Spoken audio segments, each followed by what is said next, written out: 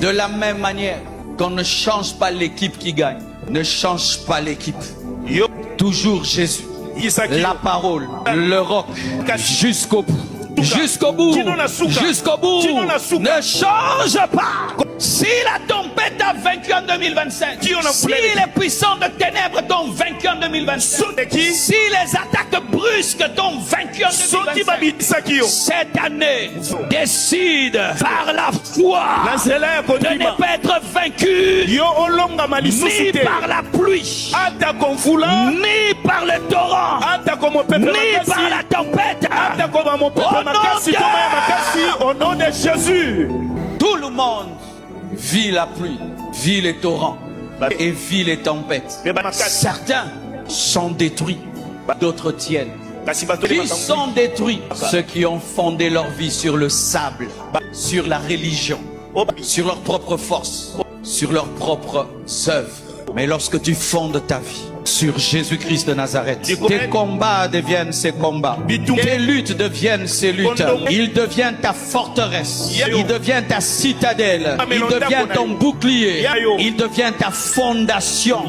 Et rien ne pourra te détruire, et rien ne pourra te détruire. Aujourd'hui, mes frères, il y a des veillées partout. Presque toutes les églises louent et adorent. Mais s'il y a une église qui doit adorer, c'est la compassion. S'il y a une communauté qui doit adorer, c'est notre communauté. Car nous avons eu un roc en 2025. La pluie nous a frappés, le torrent nous a frappés, la tempête nous a frappés. Et nous sommes là, plus nombreux même qu'avant. On a eu des veillées, mais on n'a jamais eu une telle participation. Comment ça? Avec toutes les pluies qu'on a eues, avec tous les torrents qu'on a eus, avec toutes les tempêtes qu'on a eues. Un père spirituel est venu me voir hier. Il a 72 ans, 72 ans.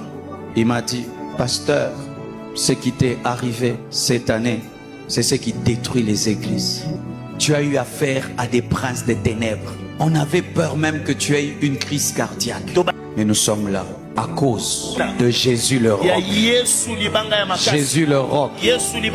Jésus le roc. Jésus le roc. Jésus le roc. Tout le monde connaît ce qui est arrivé à cette église. Le monde entier sait ce qui nous est arrivé. Et les gens attendaient que vous puissiez vous disperser. Les gens attendaient que cette communauté puisse se diviser. Les gens attendaient qu'on arrête le ministère, que tu rentres dans le monde. Mais tu es là, un chrétien 4x4 turbo. Pourquoi tu es là? Le roc t'a protégé. Le roc t'a protégé. Le roc t'a protégé. Le roc t'a protégé. Ce n'est pas ta force, c'est le roc. Si toi, tu trouves cette veillée normale, c'est parce que tu es enfant dans les choses de Dieu. Celui qui a des yeux peut voir la justification de Dieu. Amen.